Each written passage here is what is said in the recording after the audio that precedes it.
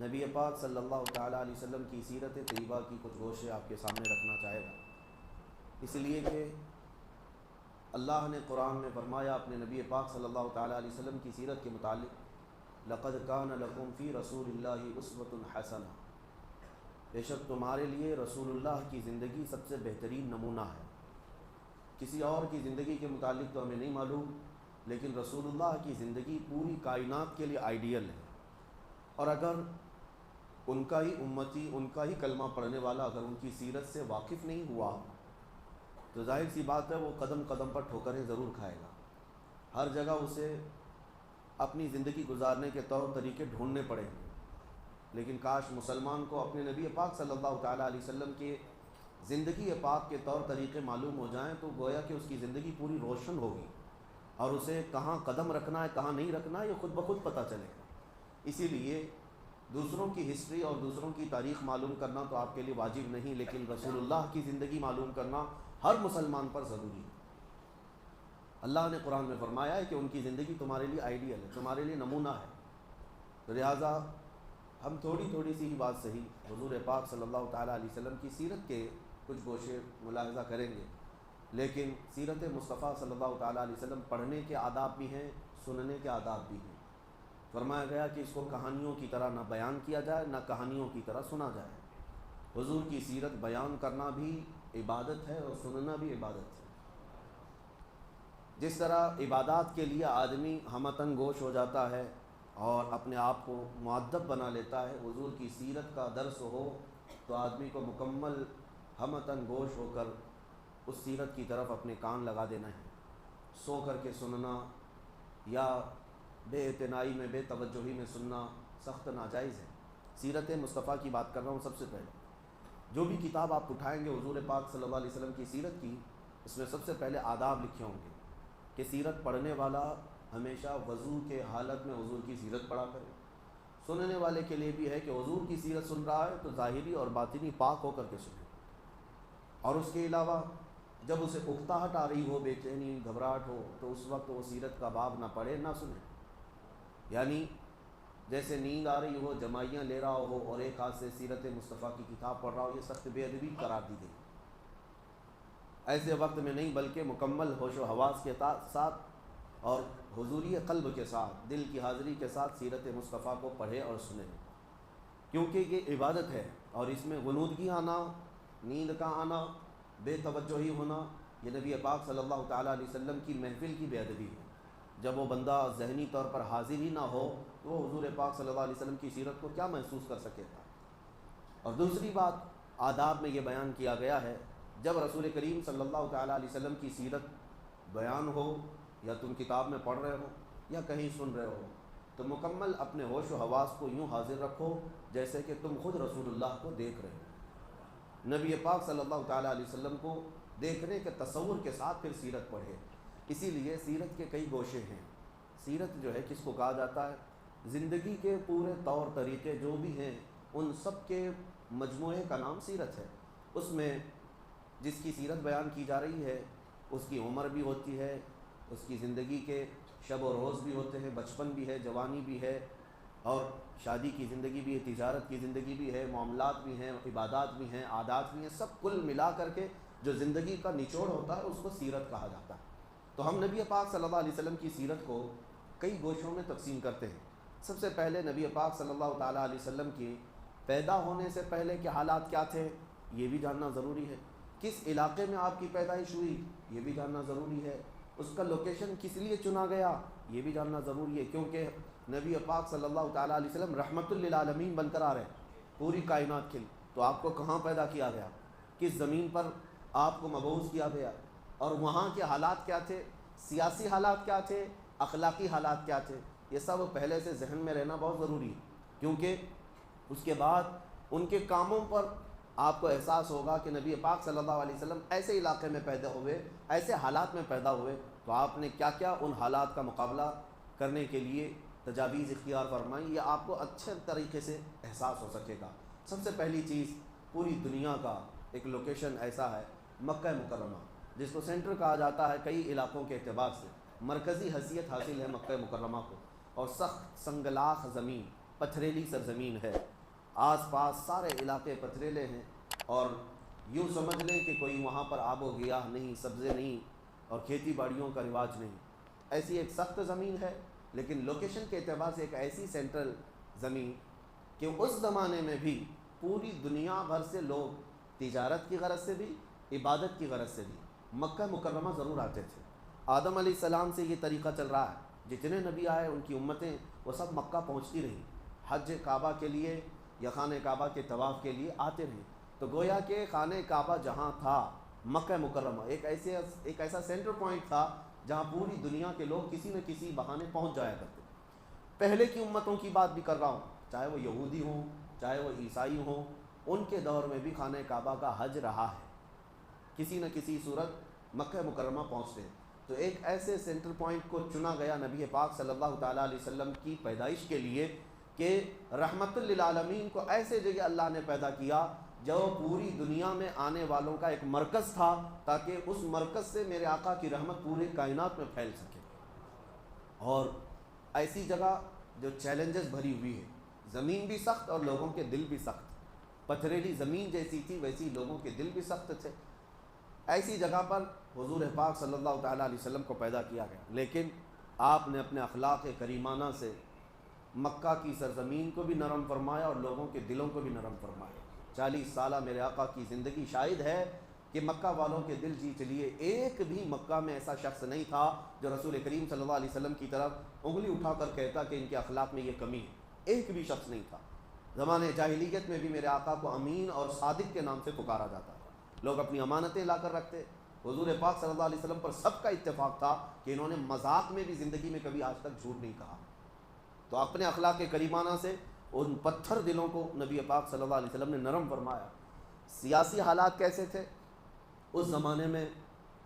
عربوں کے درمیان کوئی حکمرانی نہیں تھی، چھوٹے چھوٹے علاقے جہاں جہاں جس کی سرداری تھی وہ علاقے کو قبضہ کر کے حکومت کرتا، اور ایک طرف پرشین ایمپائر جس کو فارس کہا جاتا تھا اس وقت، آج کا وہ ایران ہے، وہاں ایک حکومت جاری تھی کسرا کی، اور ایک طرف رومن ایمپائر جس کو آج روم کہیں، یونان کہیں، اور اس زمانے میں وہاں کا جو بادشاہ ہوتا اس کو قیصر کہا جاتا۔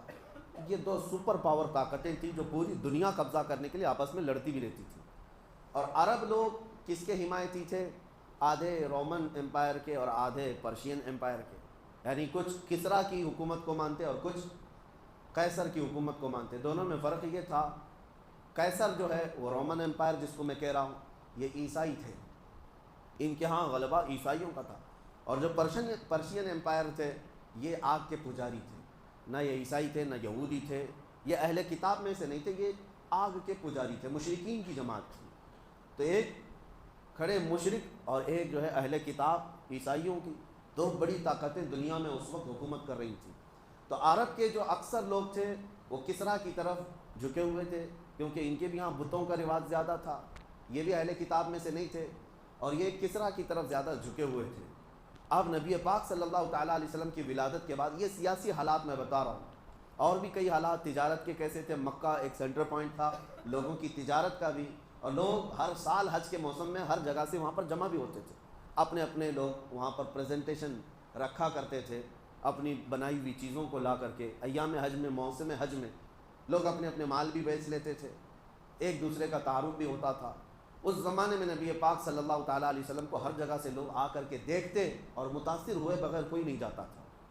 یہ اس زمانے کے حالات میں نے آپ کو بتائے۔ اور پھر نشانیاں یہ بھی جاننا ضروری ہے سیرت سے پہلے کہ اچانک حضور صلی اللہ تعالیٰ علیہ وسلم مکہ میں ظاہر نہیں ہو گئے، بلکہ حضور کے ظاہر ہونے سے پہلے پوری کائنات میں عجیب و غریب نشانیاں بھی پیدا کی گئیں۔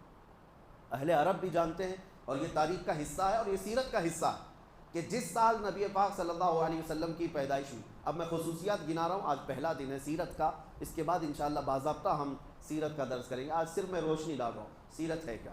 حضور کی پیدائش کے سال پورے مکہ میں جتنے بھی عورتوں کے بچے ہوئے سب لڑکے پیدا ہوئے، ایک بھی لڑکی نہیں پیدا ہوئی مکہ مکرمہ۔ اس سال کی خصوصیت تھی عرب کی سرزمین، جیسے کہ میں نے کہا مکہ سنگلاخ زمین ہے، پتھریلی سرزمین ہے۔ پہلی مرتبہ ایسا ہوا جس سال میرے آقا کی ولادت ہوئی، کثرت سے بارش ہوئی اور پتھریلی زمین میں گھاس اور سبزے بھی ہوئے۔ اس سرزمین پر سبزوں کا اگ جانا یہ معمولی بات نہیں، وہ ایسی ہے جیسے کسی کی ہتھیلی میں کوئی پودا نکل آنا، ہتھیلی میں پودا نکلنے کے برابر۔ عربوں کے لیے بہت ہی حیرت کی بات تھی کہ عرب کی سرزمین پر سبزے اگ گئے، مکہ مکرمہ میں بارش بھی ہوئی، سبزہ بھی ہوگا۔ یہ حضور پاک صلی اللہ علیہ وسلم کی ولادت کا سال، یہی وہ سال ہے جب ابرہہ بادشاہ ہاتھیوں کی فوج لے کر کے خانہ کعبہ ڈھانے آیا تھا، ختم کرنے آیا تھا۔ اللہ رب العزت نے ابابیل چڑیوں کی فوج کو بھیجا اور پوری فوج کو ہلاک کر دیا۔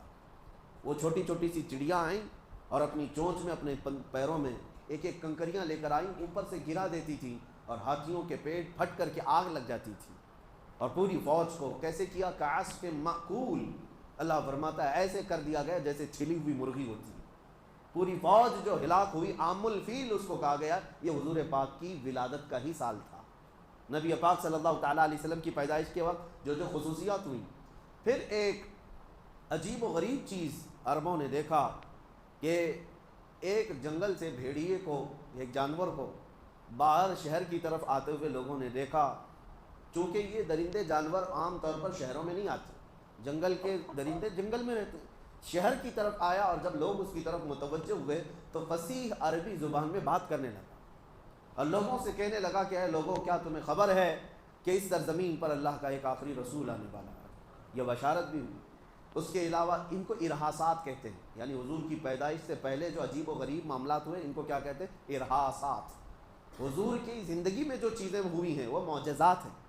حضور نے اپنی انگلی سے چاند کے ٹکڑے کی، یہ کیا ہے؟ معجزہ ہے۔ اور حضور کی پیدائش سے پہلے جو عجیب و غریب حالات پیش آ رہے تھے ان کو ارحاس کہتے ہیں، ارحاس۔ تو اور اس کے علاوہ ایران میں، ملک فارس میں دو ندیاں ہیں، بحیرہ ساوا اور ایک سماوا۔ بحیرہ ساوا، بحیرہ چھوٹی ندی کو کہتے ہیں، یہ پوری سوکھ گئی تھی، سوکھی ہوئی ندی تھی، کئی سالوں سے اس میں کوئی پانی نہیں تھا۔ لیکن جس سال نبی پاک صلی اللہ تعالیٰ علیہ وسلم کی ولادت ہوئی، اچانک وہ ندی پورا پانی سے بھر گئی تھی۔ کہاں سے پانی آیا، کیسے بھری، کسی کو نہیں معلوم، لیکن وہ بھی ایک بہت عجیب بات تھی پوری دنیا کی۔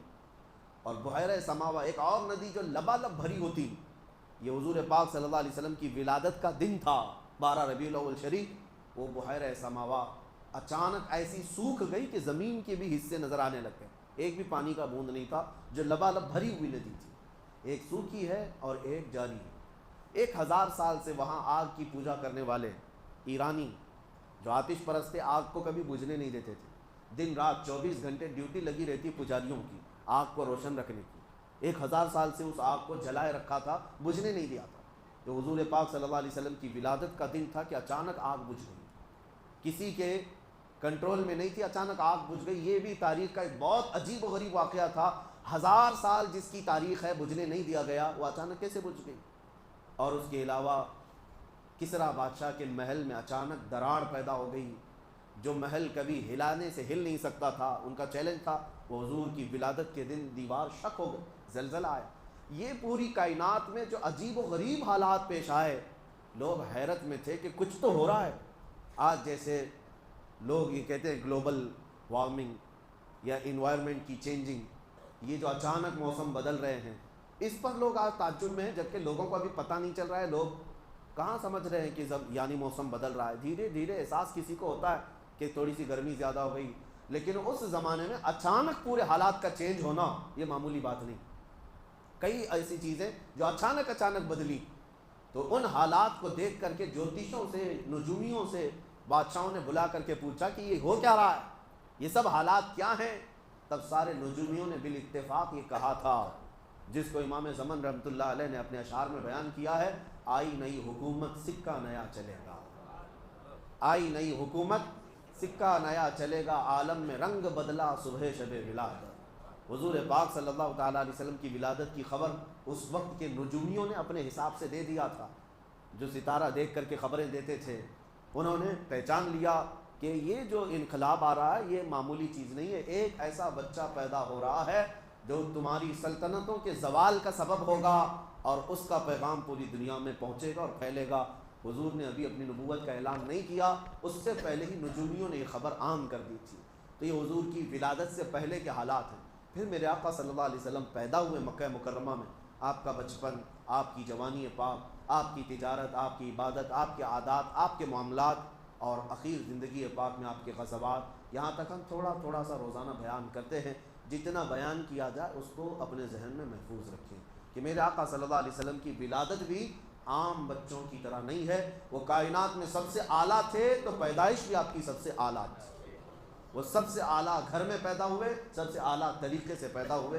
اللہ کریم میرے آقا صلی اللہ علیہ وسلم کی سیرت پڑھنے، سمجھنے اور اس پر عمل کرنے کی توفیق عطا فرمائے۔ وآخر دعوانا ان الحمد للہ رب العالمین۔ درس قرآن والے جو حضرات ہیں وہ تشریف رکھیں، باقی حضرات